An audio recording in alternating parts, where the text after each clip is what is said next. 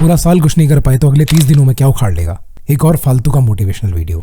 अगर यही सोचकर इस वीडियो पर क्लिक किया है तो अगले कुछ मिनटों में आपकी सोच बदल जाएगी and you will thanks yourself. देख दोस्त, सच्ची बात करूंगा, बिना किसी हायर एजुकेशन के एक मंथ में 6 फिगर इनकम अर्न करता हूँ और कभी कभी 7 भी। क्या तुम्हें सच में लगता है कि मैं कोई 150 प्लस IQ वाला जीनियस हूँ, या फिर वो सभी लोग जो मल्टी मिलेनियर हैं वो कोई आइंस्टीन है? No, not at all. But let be honest, फर्क सिर्फ इतना है कि हमें पता है कि 6 और 7 फिगर इनकम कैसे अर्न की जाती है और शायद तुम्हें नहीं। लेकिन अगर तुम्हें वो पता हो तो क्या तुम लाखों में अर्न करना नहीं चाहोगे? यकीनन तुम भी चाहोगे, राइट? एक बार अपनी रियलिटी चेक कर, घर के बाहर निकल और देख के तेरा घर कैसा है। गौर करके सिटी के कौन से प्रीमियम एरिया में तू रहता है। देख तेरे पास कौन सा व्हीकल है।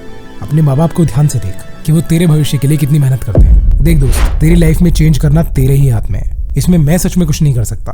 तो फिर अपनी कमर कस ले, क्योंकि लड़ना तो तुझे खुद ही है। हाँ, मैं यहाँ ऐसी प्रैक्टिकल एडवाइस या टेक्निक तेरे साथ शेयर कर सकता हूँ जो मेरे लिए काम आई है और जो ज्यादा से ज्यादा तेरे काम आए। सिर्फ 30 दिन बचे हैं नया साल आने में और हम में से कई अब भी वहीं खड़े हैं जहां शायद हम होना नहीं चाहते। आज से पहले क्या था इस पर बात करने से अब कोई फर्क नहीं पड़ता, लेकिन आज से अगले 30 दिनों में हम क्या बदल सकते हैं ये बहुत इंपॉर्टेंट है। और मैं चाहता हूं कि 31 दिसंबर की शाम को तुम वापस इस वीडियो पर आओ और कमेंट बॉक्स में लिखो that how it really change your life. So let's get started.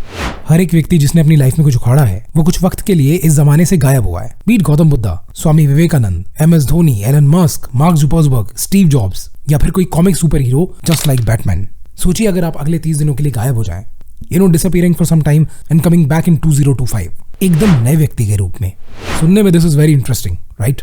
लेकिन 30 दिन ही क्यों? तो आप सबको पता है कि एक नई आदत बनने में किसी को भी लगभग 21 दिन लगते हैं, और इसलिए मैं आपको थोड़ा सा एक्स्ट्रा टाइम दे रहा हूँ ताकि आप उन बदलावों को एग्जीक्यूट करने की तैयारी कर पाएं। अब चाहे आप एक स्टूडेंट हो या एक यंग प्रोफेशनल या कोई नई शुरुआत करने के बारे में सोच रहे हो, so this road map will going to work for you. Chapter number 1, the monk mode. ये सभी नाम जो मैंने ऊपर लिए हैं, they all have one common thing. इन सभी ने जीवन में मॉन्क मोड में जाने का फैसला लिया था।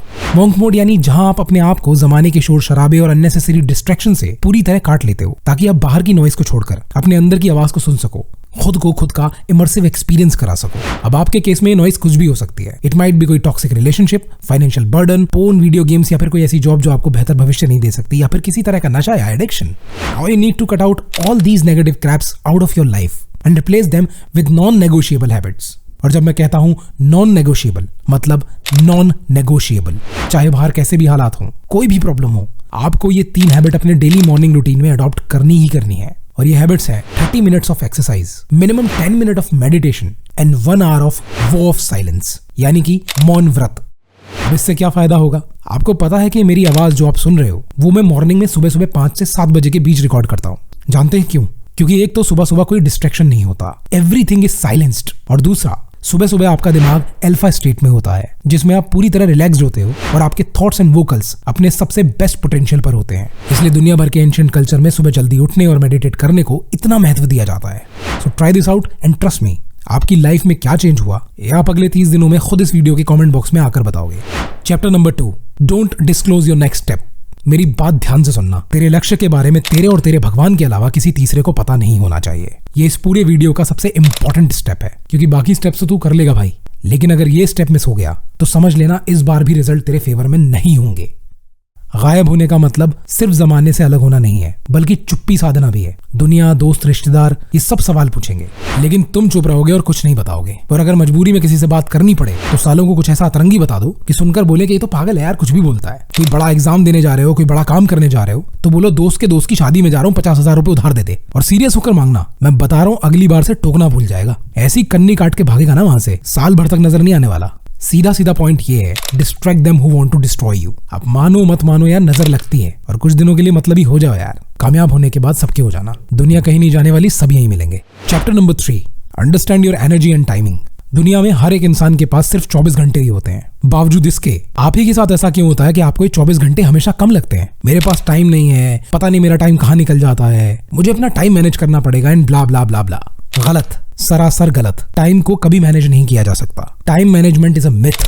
सच ये है कि आपको सिर्फ अपने वर्क एथिक्स और एनर्जी को मैनेज करना है। एक काम को नहीं बल्कि 10 तरह के काम को करने में ज्यादा डिसिप्लिन और टाइम लगता है। सोचिए आपके सुबह की सबसे प्रोडक्टिव क्वालिटी आवर्स 10 तरह के अलग अलग कामों में लग जाते हैं, और आप ये मल्टीटास्किंग करने की कोशिश करते हो, खूब मेहनत करते हो, लेकिन रिजल्ट 0 है। जानते हैं क्यों? बिकॉज ह्यूमन ब्रेन एक लिमिटेड टाइम फ्रेम के लिए क्वालिटी एनर्जी प्रोड्यूस करता है, और ये एनर्जी जब हम अलग अलग कामों में या मल्टीटास्किंग में लगा देते हैं तो फिर हमें अपने गोल्स पर काम करने के लिए जितनी एनर्जी रिक्वायर्ड है वो हमें नहीं मिल पाती। इसलिए आपको ये समझना पड़ेगा कि दिन का कौन सा ऐसा टाइम है जिस वक्त हम क्वालिटी फोकस कर सकते हैं, क्योंकि यही वो समय होगा जिस वक्त हमारा दिमाग सबसे ज्यादा फोकस्ड एनर्जी प्रोड्यूस करेगा और उसी टाइम में हमें हमारे लक्ष्य पर काम करना होगा। अब अलग अलग लोगों के लिए ये टाइम अलग अलग हो सकता है और आपका काम है उस टाइमिंग को पहचानना ताकि आप ज्यादा से ज्यादा प्रोडक्टिव रह पाओ। बस ध्यान रहे कि इस वक्त आपके आसपास कोई डिस्ट्रैक्शन नहीं होना चाहिए, ना कोई फोन, ना सोशल मीडिया, ना वीडियो गेम रिक्वेस्ट और ना ही कोई दोस्त।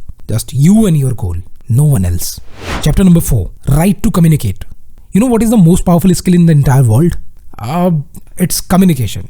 और ये कितना इंपॉर्टेंट है इस पर आपने हजारों वीडियो देखे होंगे और आपको पता है कि दुनिया में हर एक जॉब, बिजनेस या किसी तरह की डील या वर्ल्ड पॉलिटिक्स में कम्युनिकेशन इज दी ओनली की। लेकिन अगर आप ठीक से कम्युनिकेट नहीं कर पाते, means it is a big issue dude.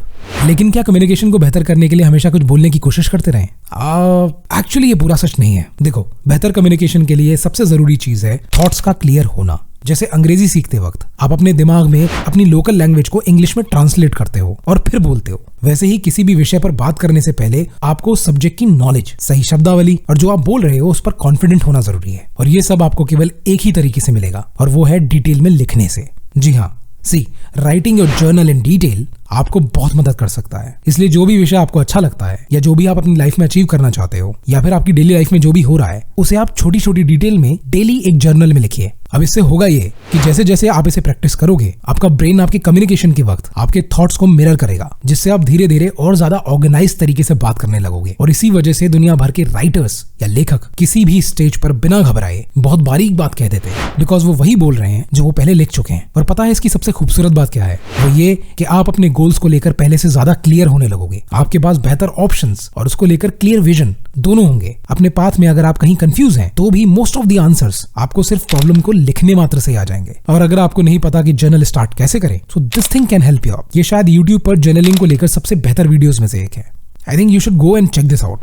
Chapter number 5, Education of Execution. Here is the final chapter. ये इतना कुछ जो मैंने या मेरे जैसे हजारों वीडियोस में बोला गया है कि ये करो, वो करो, ऐसे करो, वैसे करो, ये सब कुछ बेकार है अगर आप आखिर में जाकर चीजों को एग्जीक्यूट नहीं करते। देखो, मुझे लगता है कि जो वीडियो देख रहे हैं उन्हें एटलीस्ट अपना लक्ष्य तो क्लियरली पता होगा, क्योंकि अगर आपको नहीं पता तो भाई पहले 30 दिनों में आइडेंटिफाई करो कि एक्चुअली में आप करना क्या चाहते हो। और अगर मालूम है तो बस education of execution is the only thing you required. आप कितने भी टैलेंटेड हो, अगर आप चीजों को एग्जीक्यूट नहीं करते तो कुछ नहीं बदलने वाला। Talent is nothing without execution. इसलिए भले ही बड़ा नहीं तो छोटे छोटे स्टेप से शुरुआत करो। एग्जाम्पल के लिए, अगर आप यूट्यूब चैनल स्टार्ट करना चाहते हो and you know about your niche already, then आपको पहले ये आइडेंटिफाई करना है कि आपके अगले 100 टॉपिक्स क्या होंगे। आप एक महीने में कितनी वीडियोस अपलोड करोगे, कितने समय का कंटेंट आपको पहले से तैयार करना होगा, और उसके बाद आपकी स्क्रिप्टिंग एंड एडिटिंग में कौन कौन से टूल्स आपको चाहिए और इसे करने में कितना वक्त लगेगा। और ये सब कुछ एक प्लान के साथ आपके जर्नल में लिखा होना चाहिए। अगर आप एक स्टूडेंट हो तो आपको ये पता होना चाहिए कि ऐसा कौन सा सब्जेक्ट है जिसमें आप वीक हैं और वो कौन कौन से टॉपिक या चैप्टर्स हैं जिनमें आपको ज्यादा काम करना पड़ेगा। अगर आप एक यंग प्रोफेशनल हैं तो आपको आइडेंटिफाई करना पड़ेगा कि जिस जॉब में आप हैं उसमें और ज्यादा आगे जाने के लिए आपको कौन कौन से नए स्किल्स या कोर्सेज करने पड़ेंगे। दिन के कितने घंटे, कब और कैसे आप उस स्किल्स को सीखने में डिवोट कर पाओगे, उसमें कितना पैसा लगेगा और आप उससे कितना पैसा एज अ सैलरी जनरेट कर पाएंगे, या कितने साल बाद आपको फिर से एक और अपग्रेड करना होगा। Make a proper plan and execute it. Now at the end मैं आपसे चाहता हूं कि आप सभी एक पेन पेपर उठाएं और स्टार्ट से फिनिश तक वो सब लिखें जो आपको ये सब स्टेप्स करने के लिए अगले 30 दिनों में चाहिए। और ये आप तब तक करोगे जब तक कि आप अपने लक्ष्य के करीब नहीं आ जाते। So I will see you on 31st December. Be a man, be the best.